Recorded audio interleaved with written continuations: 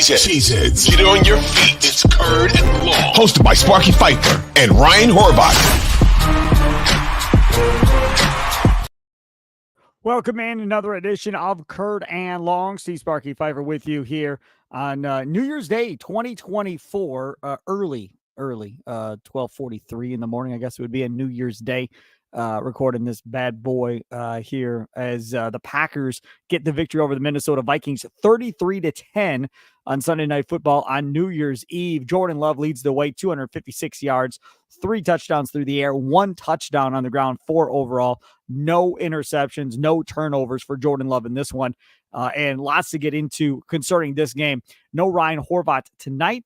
I texted him. I'm assuming he was either sleeping or otherwise. So we will catch back up with Ryan Horvath on Wednesday. However, lots to talk about in this game. Number one, and first and foremost, the Green Bay Packers now 8-8 with a chance to go to the playoffs. Now, the nice thing here is, yes, if they beat the Chicago Bears next Sunday, they are in the playoffs.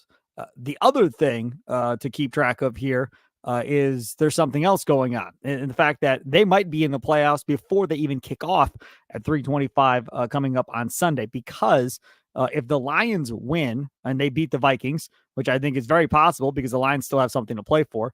So they very well should beat the Vikings, I would think, at the end of the day. And then if the Arizona Cardinals, who just beat Philadelphia, if they somehow manage to beat Seattle, if those two things happen before the Packers kick off at 3:25, that Packer-Bear game means absolutely nothing whatsoever at 3:25 at Lambeau Field next Sunday. So they may clinch a playoff berth, a wild card berth, the Packers may, before they even play that game against the Bears next Sunday afternoon. So hoping that's what happens. That would take a whole bunch of pressure off. But going into this game, you know, we brought this up with Chad Ryder of NFL.com last week, senior NFL draft analyst for NFL.com, and it's been a part of WSSP and all the different shows on our stations for over the years. We talked about this, in fact, that two things. One, Jordan Love getting to see a team a second time. We saw what happened when he got to see the Lions a second time. He covered them up. And now he gets to see a Vikings team a second time, and he carved them up again.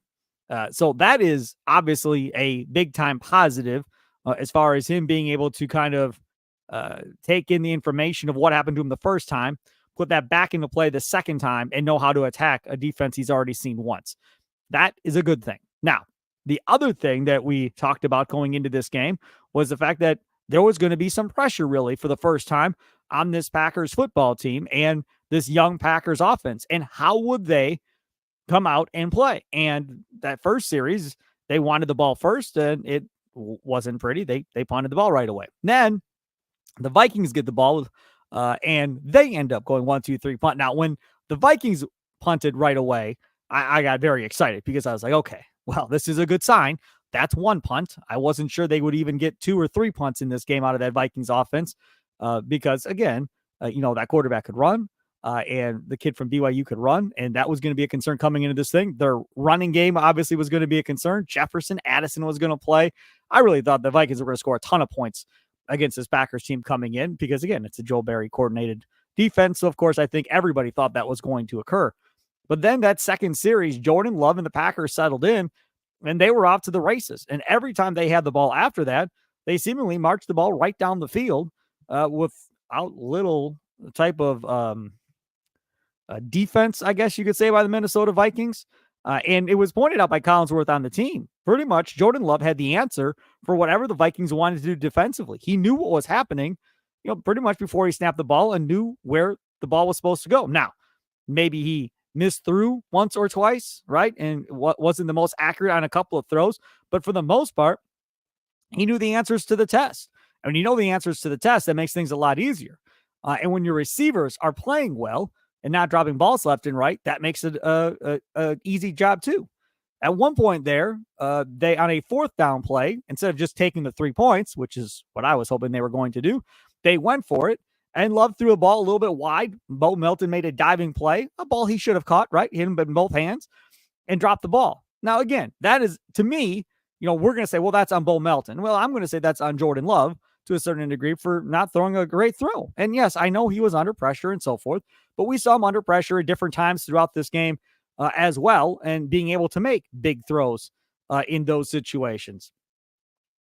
At the beginning of the year, before the Packers played the Detroit Lions the first time, we had Jeff Rieger on from the Ticket in Detroit, and we had him on the previous last time as well. And Rieger, of course, worked at WSSP and so forth. And I remember talking to Rieger about Jordan Love on our podcast and then on his podcast, The Daily Ticket. And I told him the one thing I know for sure is Jordan Love does not suck. You know, he may not be a Hall of Famer, whatever, but he's not going to suck. He's good enough. He's not going to suck. Well, now you look at Jordan Love here at the end of the season with one game to go. He sits at 30 touchdown passes. He sits 2 off the league of Dak Prescott and 1 behind Brock Purdy for second in the NFL at 31. He literally is sitting in a position right now to be top 3 in the National Football League at the season's end in touchdown passes. Who saw that one coming at the beginning of the year for Jordan Love? And after he had his little turnover-prone streak there in the middle of the season, he's been unbelievable since then. I mean, he has been on a roll. And today you look at it, and there was nothing close to a turnover today, or I should say last night now, in that game against the Vikings. There was nothing close to being a turnover where you're like, ooh, got lucky that guy dropped it, or ooh, got lucky he fumbled it, but he recovered it. None of that stuff. He was just balling from the word go pretty much in that football game. And then Jaden Reed, who played so well in the first half, you lose him to injury, that same chest injury that's been bothering him for a majority of the year, it sounds like. If you listen to Matt LaFleur saying he's been dealing with a lot of pain throughout the season and trying to play through it, he doesn't come back out in the second half. Doesn't matter. Does not matter. Bo Melton gets over 100 yards, who was a practice squad guy, used to be with the Seahawks. Now, again, he gets over 100 yards because of the pass from Clifford in junk time there at the end of the fourth quarter when Melton was wide open. But either way, first receiver over 100 yards in a season for Bo Melton. And that's an accomplishment. Aaron Jones gets to 120 yards back-to-back weeks now against Carolina and now against the Minnesota Vikings, who have a top 10 defense coming into this thing. So that is impressive in itself. And then if you want to start talking about offensive line play and what this has looked like, and Collinsworth gave him a little lip service here at the end, and I've been as critical as anybody of Rasheed Walker, but again, he played good again today. You know, Myers kind of got bowled over a one time, I want to say, by Danielle Hunter, got blown by a little bit. But other than that, he, for the most part, played well as well. And this offensive line played pretty good. And Zach Tom, hey, man, I mean, nobody's talking about Zach Tom in the Pro Bowl, but if you look at that Pro Football Focus that they threw up, what he's got the second best pass rate and win percentage at right tackle. That's Pro Bowl stuff, right? I mean, Zach Tom may be a Pro Bowl right tackle this year. Nobody's talking about Jordan Love being a Pro Bowler either. Why wouldn't Jordan Love be a Pro Bowler at this point? If the Packers beat the Bears and they finish at 9-8, okay, why isn't he considered at this point a chance to be a Pro Bowl type quarterback? Maybe it's wishful thinking because his completion percentage isn't where, necessarily it needs to be. But obviously Brock Purdy is going to be in. Obviously Dak Prescott's going to be in. But Philadelphia has completely self-destructed and fallen apart here down the stretch. You would have to assume that's going to hurt Jalen Hurts' chance of being a Pro Bowler at the end of the day. Jared Goff, is he a Pro Bowler over Jordan Love? I don't know. I mean, maybe, I guess, possibly. But think about it. If Jordan Love throws, 2 or 3 touchdown passes against the Bears, he ends up with 33 touchdowns and say 11 interceptions.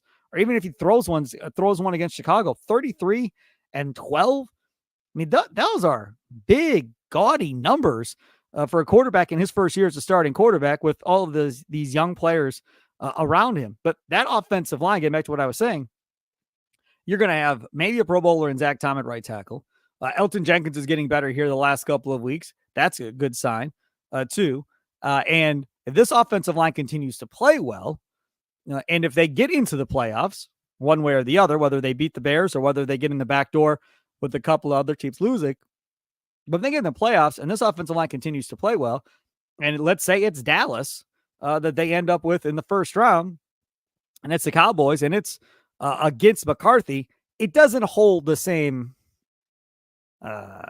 emotions, I guess, from the Packer fan base, I don't think, when you don't have Aaron Rodgers as quarterback and it's Jordan Love. Like this, to me, yeah, you're facing the former Packer head coach, Mike McCarthy, fine, but it doesn't have the same appeal. If it was Rodgers versus McCarthy, that would be a much, much bigger deal at the end of the day than, say, somebody else, like Jordan Love against McCarthy, where there really is no tie-in whatsoever. McCarthy didn't draft Love, doesn't know Love, doesn't have anything to do with any of these wide receivers or tight ends or anything of the sort. I mean, there is a big, big, big disconnect between what this roster looks like now versus what McCarthy had. So, yeah, it'd be fun to say you're playing the former Packer head coach and Mike McCarthy from a fan standpoint, I guess. But from a player standpoint, there's not a lot there. And then, if and when you do get to the postseason, and I said this on Twitter earlier tonight, which is, look, regardless of what happens against the Bears, it's been so enjoyable watching this Packers offense grow up, watching Jordan Love take the next step to be really good. And, let's say they lose to the Bears. They miss the playoffs. Go 8-9. Don't make the playoffs. It's still going to be a hell of a good year as far as I'm concerned as a Packer fan. Yeah, the defense, I get it. But offensively, you got everything you wanted and more. I think this offense is playing at a level far higher than anybody thought possible at the beginning of the year, and exceeded most expectations of what this offense could do. And knowing that these guys are all going to be back next year, this whole core group of guys, again, Aaron Jones, they figure out a deal for Aaron Jones. Who knows about A.J. Dillon? But wide receivers and tight ends, they're all back. And then we see what happens from there. And then the offensive line, if they decide to keep them together and not draft an offensive tackle, which, golly, man, I hope they draft an offensive tackle. But if they don't draft an offensive tackle, or if they don't get a guard or two, I didn't think you have to draft some offensive linemen. But if they come back with the same starting five, then okay, then we'll see what happens. They kind of earned their stripes this year and kind of learn how to play together and learn that chemistry.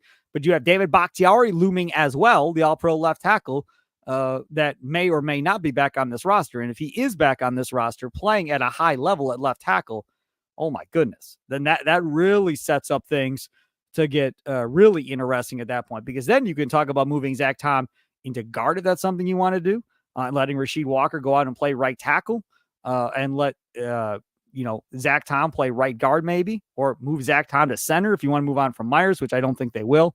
But if you want to place Runyon with Zach Tom at right guard, that's a possibility, and go back to having Jenkins and Bakhtiari on the left side.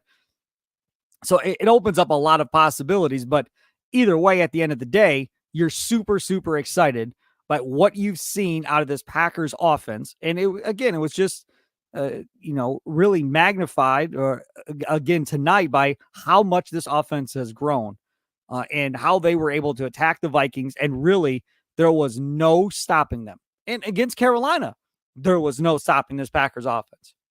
Same type of deal. And it happened again tonight. And I've said it in previous podcasts. If Bakhtiari and Aaron Jones would have been healthy all year, I think this team would have won the division, without question would have won the division, and been in a much better situation.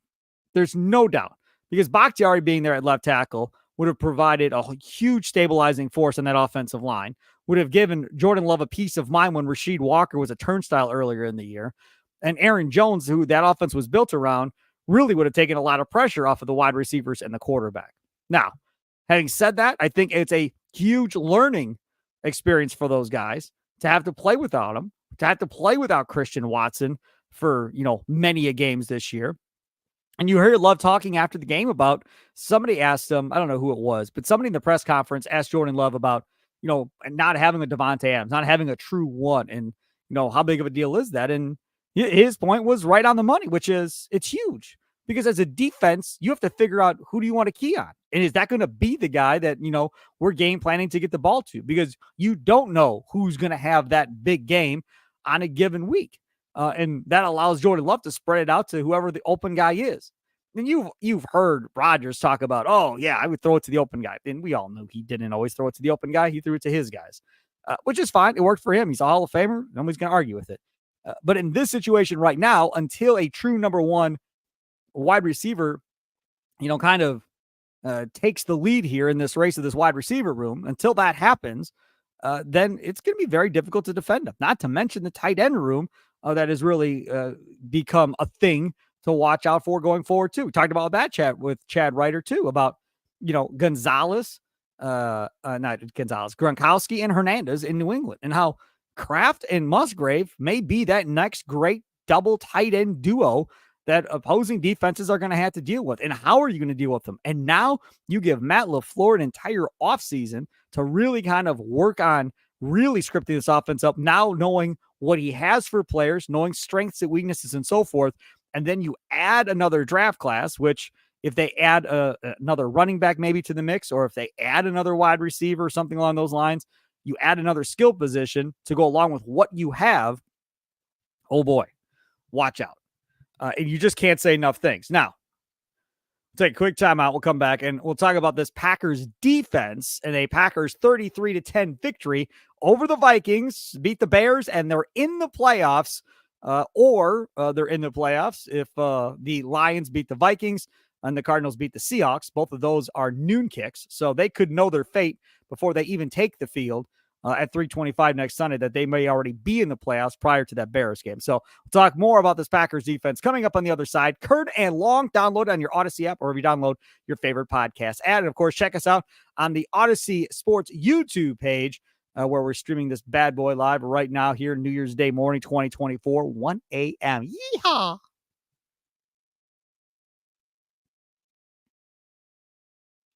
HC Sparky Fifer, 1250 a.m. The Fan. Follow me on Twitter at Sparky Radio. Ryan Horvat off today. He'll be back on Wednesday. Talking about a Packers 33-10 win over the Vikings here on Curd and Long. Jordan Love, 256, 3 touchdowns, a rushing touchdown. Bo Melton, the first wide receiver for the Packers to break 100 yards receiving. Aaron Jones, back-to-back weeks with 120 or more yards rushing the football for the Green Bay Packers as this Packers offense continues to cook. Now, what's been happening is the Vikings defense, or the Packers defense, I should say, has been getting cooked by opposing offenses for several weeks now.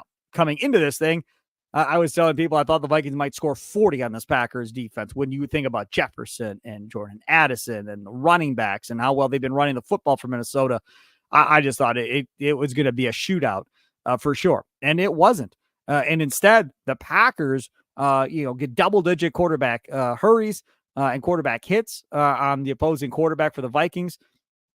And on top of all of that, they get a couple of pass breakups. They get a couple turnovers, get a fumble recovery on a strip sack type deal, get an interception. I mean, they were creating turnovers and creating consistent pressure on the opposing quarterback. Now, some of this was blitzing guys, right? Blitzing Keyshawn Nixon and watching him actually get home. Blitzing Quay Walker and watching him actually get home.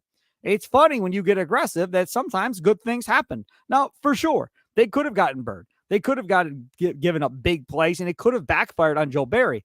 But he was aggressive, and he came after the quarterback for the Minnesota Vikings. Now, will that be the same type of plan of attack against Justin Fields and the Chicago Bears?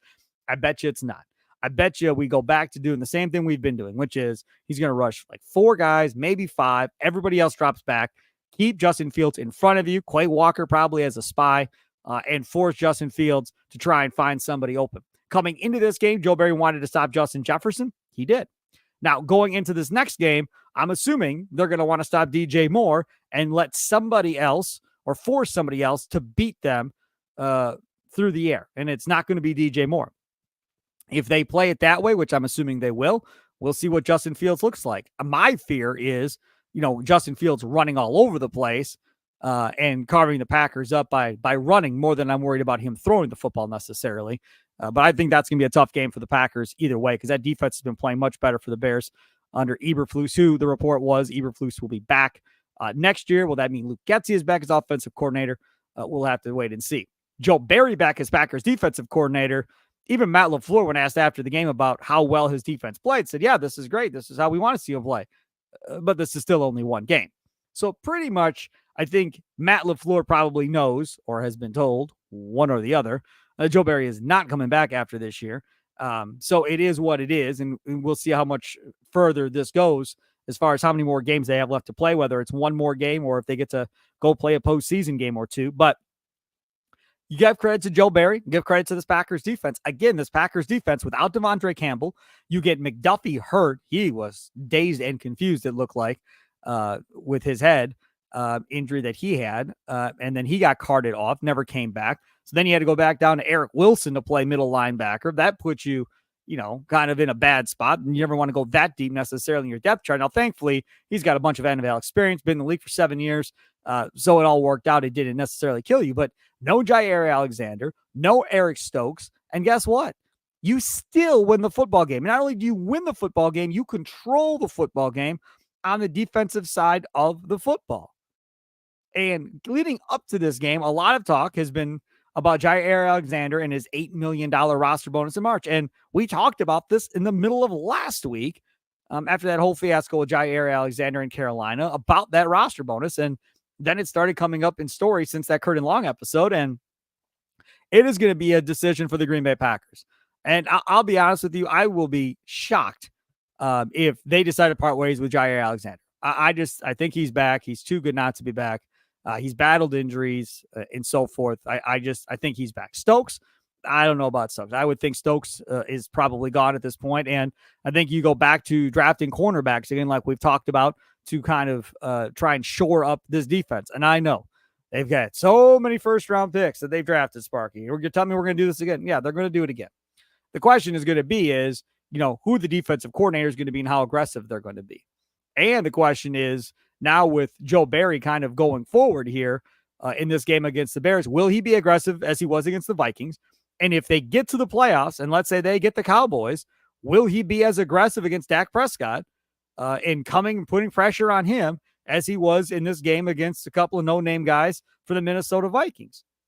That's the thing, because if you're not going to be aggressive and we're going to drop back and play zone and let them play pitch and catch down the field, the odds are you're going to lose that football game that you decide to go back to that style of play. That's more than likely how this is going to play out. And we'll wait and see what they decide to do.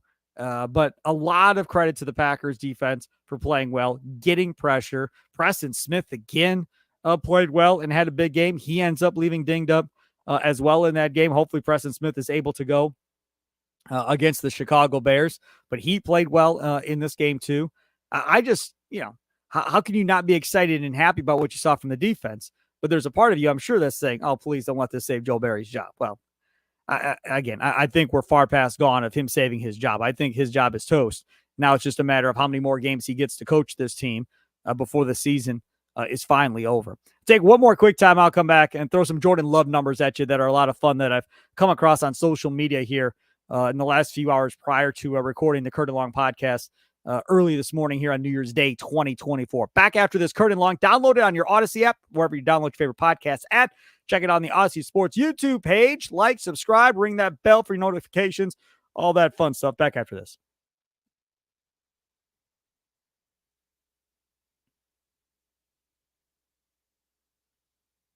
Back on Curd and Long. Steve Sparky Fifer with you. Follow me on Twitter at Sparky Radio. Check out the interviews and stuff I do over at 1250 amthefan.com. Packers win 33-10 over the Minnesota Vikings. Jordan Love, 256, 3 touchdowns, plus a rushing touchdown where he goes leaping up into the air and falls down with the ball barely crossing the goal line before it comes out. And the Packers get the victory. Again, Aaron Jones, back-to-back games, over 120 yards rushing.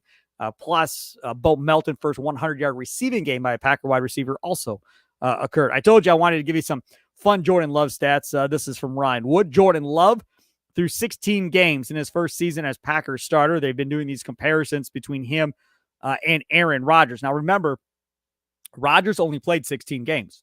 He won 17 games, right? So, 16 games for Aaron Rodgers. And Rodgers, in 2008, 341 and 536, 63.8% completion percentage. Jordan Love, 345 of 547, 63% completion percentage. Yards through the air, 3,843 for Jordan Love, 4,038 for Aaron Rodgers. Touchdowns, 30 for Love, 28 for Rodgers. 13 interceptions for Rodgers, only 11 for Jordan Love.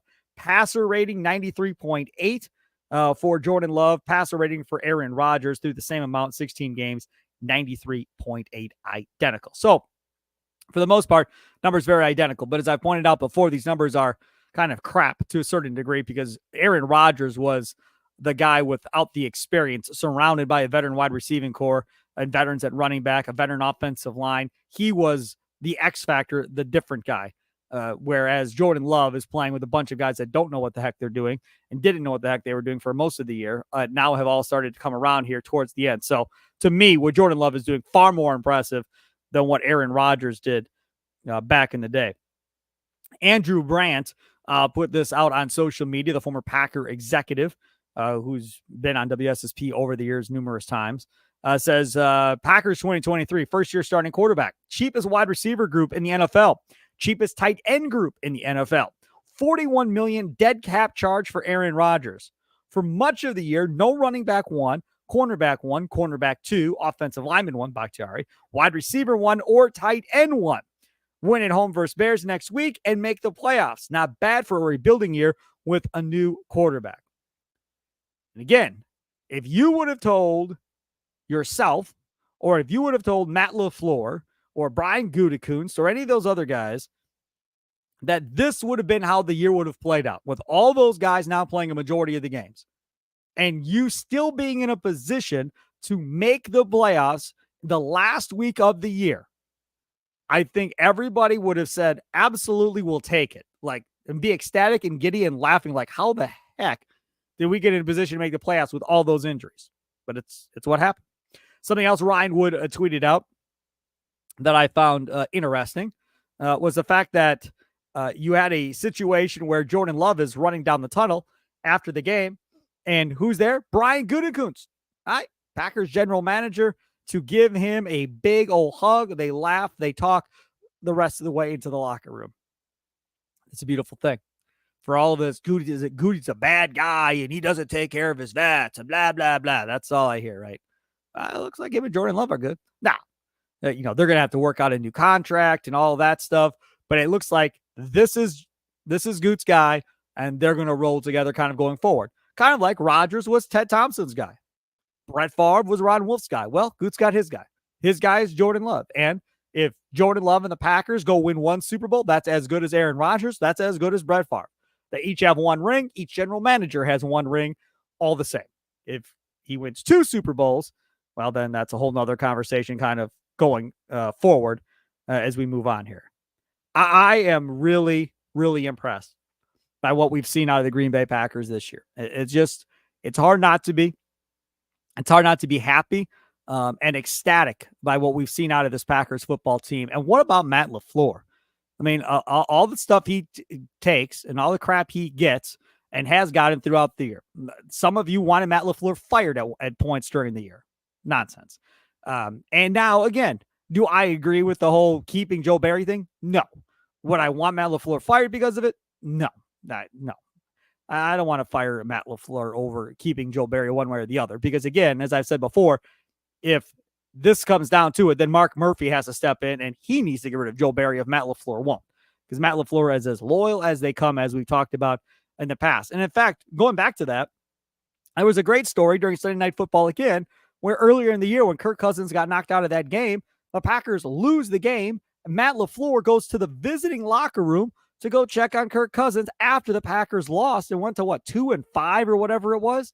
He still went and checked on Kirk Cousins. Why? Because they had a relationship back when they were together in Washington. That's what I'm talking about. Like, it's a good dude. You may not agree with everything that he does and so forth, but that's a good dude. And he's got a sharp offensive mind, and he's doing what he does.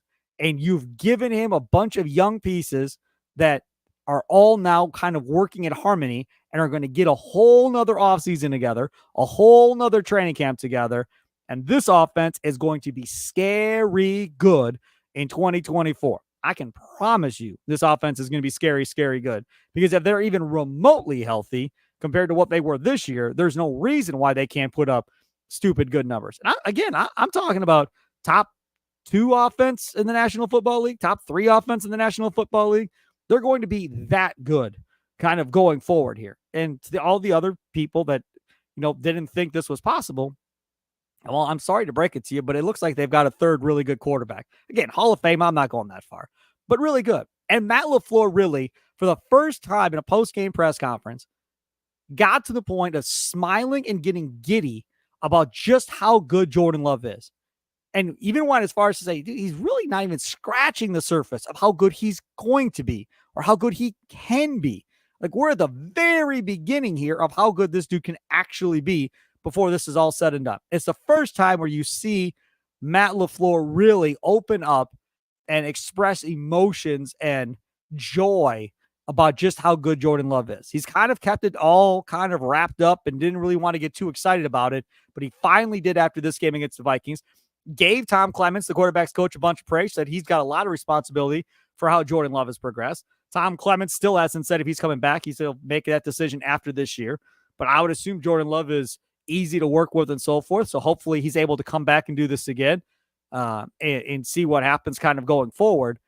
But it just joy and happiness. It's so nice to do a podcast where everybody is happy and joyful. And now you wait for Packer Bear Week this week. It's not going to be an easy game. It's going to be a tough game.